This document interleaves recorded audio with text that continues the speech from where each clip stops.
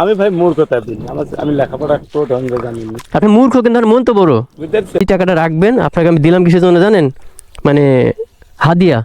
যাতে কোনো ছেলে যেতে আসে আপনার কাছে, আসে যদি বলে যে আমার কাছে টাকা নাই বা দাঁড়ায় আছে, সবাই কিনতেছে দাঁড়ায় আছে, আর বাবা মা নাই, হয়তো গরিব মানুষ, একটু দিয়েন। বাবার গুরুত্ব সেই সন্তানের কাছে জানুন যে কখনো তার বাবার ভালোবাসা দেখেনি। বাবা এমন একজন যিনি সারা জীবন নিজের পরিবারের মুখে হাসি ফোটানোর জন্য নিঃস্বার্থে পরিশ্রম করে যান এবং নিজের সব খুশি বিসর্জন দিয়ে দেন।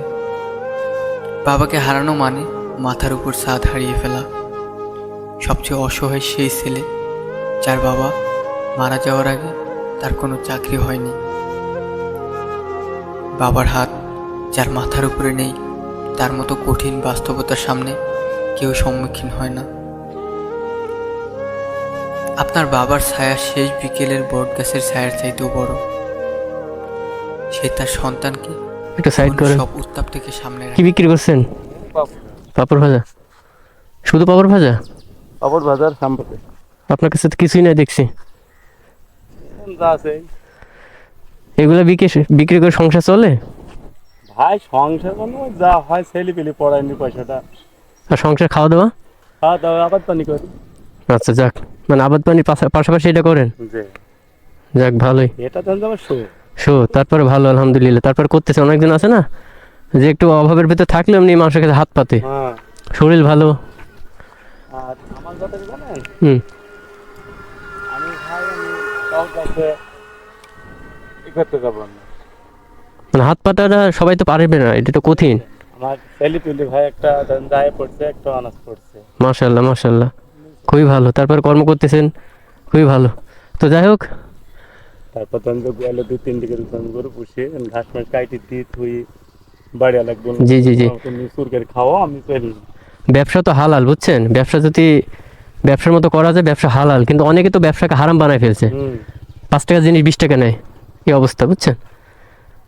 তো তো আসি ভাই, ও ধান ওই পয়সা কোন থাকে না, থাকে বলেন, ওই পয়সা কোন হারাম পয়সা থাকে না। ব্যবসা হালাল করছে বলি যে আপনি যেমন তাই করবেন তা না। না, সবকিছুর তো একটা স্যার একটা নীতি থাকতে হবে, নীতি থাকতে হবে। বুঝতেছেন? এখন মনে করেন যে আপনার কাছে আমি ধরেন যে আপনি 10 কেজি আমার কাছে লোহা বেচলেন, জি এখন আপনার কাছে যেতে আমি বলি যে ভাই লোহাটা আমার 9 কেজি হইলো, জি জি। এটা তো কেউ মাইনে নেবেন, এটা হালাল কিভাবে হলো? হালাল হবে না জি, পয়সাটা। হারাম হয়ে গেল। হ্যাঁ, আরাম হয়ে গেল, বুঝতে জি, এই হচ্ছে অবস্থা। এই জন্য তো বললাম আপনাকে যে অনেকে আছে আসলে, যেমন আপনার যে বন্যা প্লাবিত মানুষগুলা মোমবাতি বিভিন্ন জিনিসের পাতি নাকি অনেক বেশি দাম নিচ্ছে। হুম। তো এটা কি হারাম হচ্ছে না? হুম। আপনি সুযোগ সদ্ব্যবহার করছেন। তো এই জন্য ভাই মানুষ ধন সম্পদ অনেক কিছু করে, তারাও তো 2 দিন আগে অনেক ভালো ছিল, হ্যাঁ, আজকে কি ভালো আছে? তারা কিন্তু এক মুঠো খাবারের জন্য আমাদের কাছে আশাবাদী। আদে গেছে। হ্যাঁ, তো এইসব বিষয় আপনাদের এই সাইডে দেখতেছিলাম যে নদীর কি অবস্থা, অনেকে নিউজে বলতেছে যে কুষ্টিয়ার অবস্থা ভালো না, যার কারণে দেখতেছিলাম। তো যাই হোক, একটু ঘুরতে আসছিলাম, তো আমার কাছে তো টাকা শেষ, তো একটু এটা খাওয়ানো যাবে ভাই? হ্যাঁ, খাবেন সমস্যা কি? না মন থেকে, না রাগ করে এমন কিছু?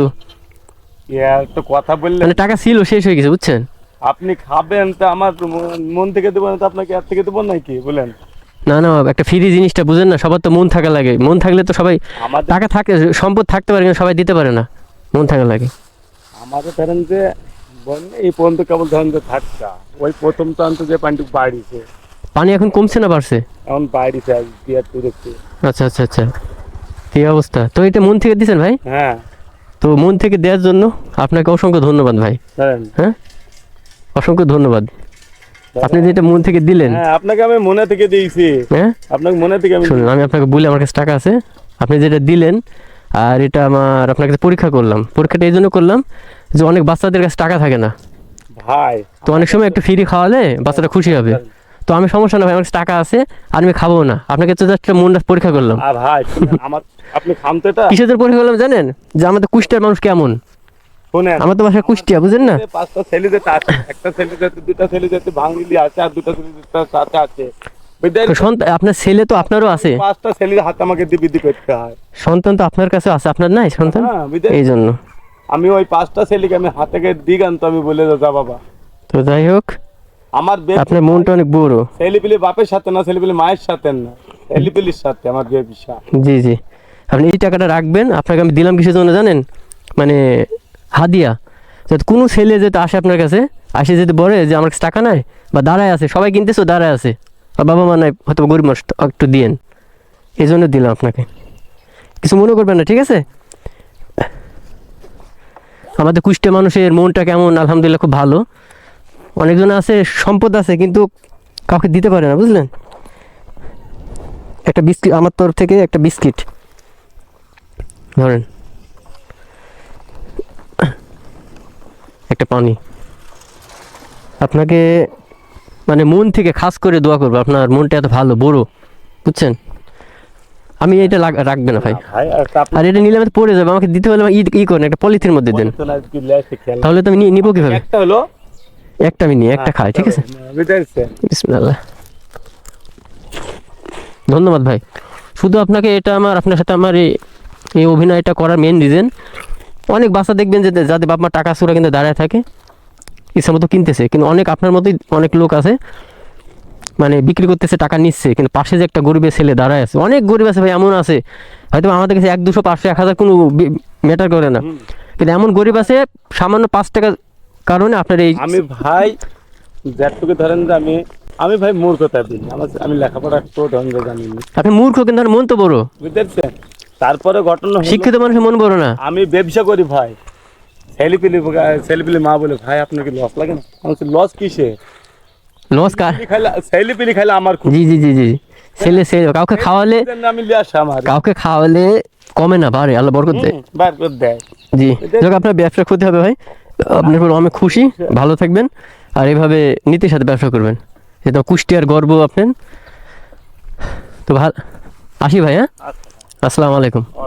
বাবা হলেন তিনি, সে তার ইচ্ছাকে চাপা দিতে পারেন শুধুমাত্র তার সন্তানদের ইচ্ছার জন্য।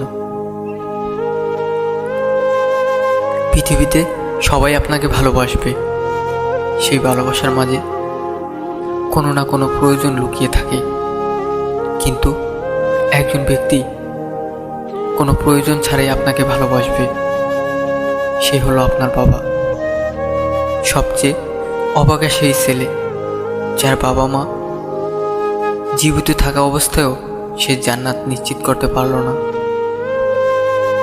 ভাই, আপনার বাবা একদিন মরে যাবে, কিন্তু ওনার পরিচয় টিকে থাকবে আপনার ভালো কাজের মাধ্যমে। মনে রাখবেন, আপনি আপনার বাবা মায়ের জন্য যা করবেন, আপনার